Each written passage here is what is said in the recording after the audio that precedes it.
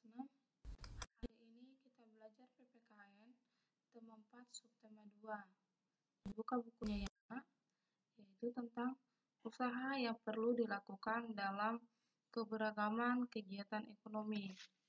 Keberagaman kegiatan ekonomi dapat disebabkan oleh potensi dan semangat kerja yang dimiliki oleh para pelakunya.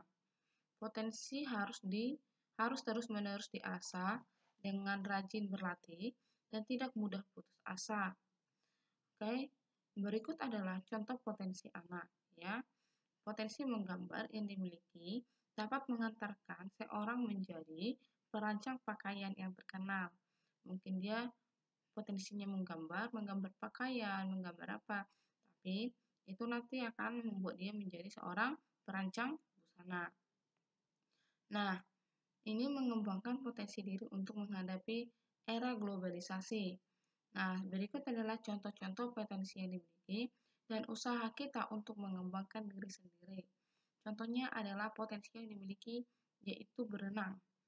Supaya kita lebih pintar dalam berenang, maka usaha untuk mengembangkan diri itu berlatih renang dengan rutin dan didampingi pelatih.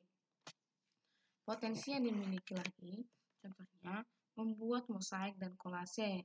Maka usaha untuk mengembangkan diri adalah berlatih menciptakan kreasi mosaik dan kolase dengan giat. Lalu potensi yang dimiliki itu menggambar, maka usaha mengembangkan diri yaitu sering menggambar dan belajar berbagai teknik menggambar.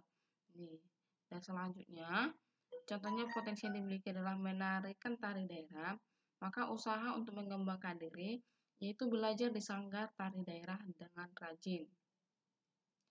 Dan potensi yang dimiliki contohnya menulis cerita, maka usaha yang untuk mengembangkan diri yaitu rajin menulis ide-ide tulisan, kemudian mengembangkannya menjadi cerita. Nah, inilah contoh-contoh usaha kita untuk mengembangkan diri ketika kita mempunyai potensi tertentu. Contohnya kamu sendiri, kamu mempunyai potensi bermain sepak bola, maka usaha untuk mengembangkan diri bagaimana? Yaitu rajin bermain sepak bola, harus tahu tetap peraturan-peraturan di dalam permainan sepak bola. Begitu juga contohnya kamu potensi yang kamu miliki adalah bernyanyi, maka usaha untuk mengembangkan diri itu rajin untuk mengolah vokal suaramu, rajin bernyanyi, ya, dan mempelajari teknik-teknik bernyanyi yang benar. Demikian juga usaha-usaha yang lain. Oke, maksudnya potensi ya. Nah ini, apa potensi yang kamu miliki?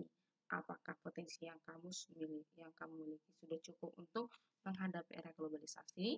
Nah, ini dijawab sendiri di dalam dengan hatimu sendiri. Mau kamu tulis terserah.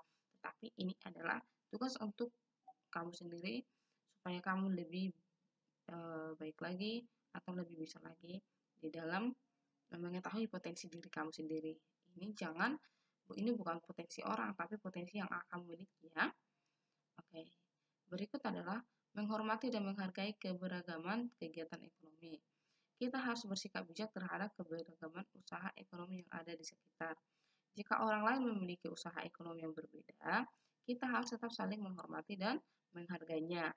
Contohnya kalau kita lihat di pasar, ada di sana jualan berjejer penjual goreng, di sana juga mereka harus saling menghargai. Tidak mungkin, contohnya si A jual goreng, si B jual goreng. Ketika ada orang yang membeli gorengnya si A, si B tidak boleh iri, ya. Karena apa? Ya harus menghargai, ya, dan menghormati. Oke, menghormati dan menghargai usaha orang lain merupakan salah satu upaya mendukung keberhasilan perekonomian bangsa. Karena usaha ekonomi yang berhasil turut memperkuat perekonomian bangsa, sehingga kesejahteraan masyarakat dapat ditingkatkan.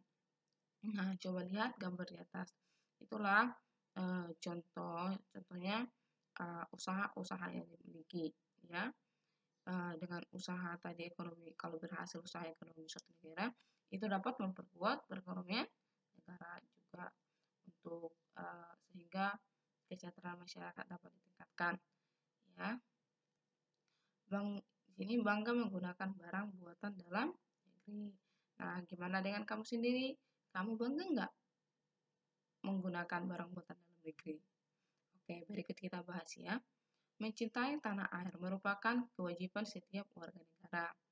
Mencintai tanah air diwujudkan dalam berbagai hal, salah satunya dengan bangga menggunakan barang buatan dalam negeri. Nah, kalau kamu bangga menggunakan barang buatan dalam negeri, contohnya apa aja sih merek-merek yang eh, yang kamu tahu buatan dalam negeri? Baik itu contohnya pakaian, handphone, laptop, atau lain sebagainya. Ya, coba nanti kamu cari sendiri. Oke, ini manfaat barang buatan negeri. Ya, manfaatnya apa untuk kita? Manfaatnya itu juga apa untuk negara kita? Yang pertama, memupuk rasa cinta tanah air. Dengan kita menggunakan barang dalam negeri, kita akan mencintai tanah air kita sendiri. Yang kedua, memajukan industri dan produksi dalam negeri. Yang ketiga, meningkatkan kesejahteraan masyarakat. Yang keempat, mendorong perkembangan pembangunan nasional dan dalam bidang perekonomian. Yang kelima, Eko melestarikan dan mengenalkan barang buatan negeri kepada masyarakat dunia. 6. Membantu mematenkan barang buatan negeri sebagai barang asli Indonesia. Oke, itulah contoh manfaat barang buatan dalam negeri. Ini contohnya. Ini manfaatnya sudah ada 6. Manfaatnya terbanyak sekali, bukan hanya ini saja. Nanti bisa dicari referensi-referensi buku yang lain. Apa aja sih manfaatnya? Untuk kamu sendiri apa manfaatnya? Apakah kamu bangga menggunakan barang buatan dalam negeri? Ayo jelaskan alasanmu. Apa alasanmu? Nah, ini juga untuk melatih dirimu sendiri ya. Ini tidak harus dikirim ke buku Kristen, tapi melatih. Tapi kamu harus jujur sama dirimu sendiri. Kamu harus mengerjakannya. Ada 2 tadi tentang potensi, ada ini tentang bangga menggunakan barang buatan dalam negeri. Ini harus mau kamu tulis, mau kamu tidak tulis terserah. Tapi ini hanya untuk mengembangkan atau membuat kamu lebih paham tentang materi ini. Kamu harus mengerjakannya itu, tapi nggak harus bikin ke Kristen. Oke, terima kasih. Selamat pagi, salam sehat.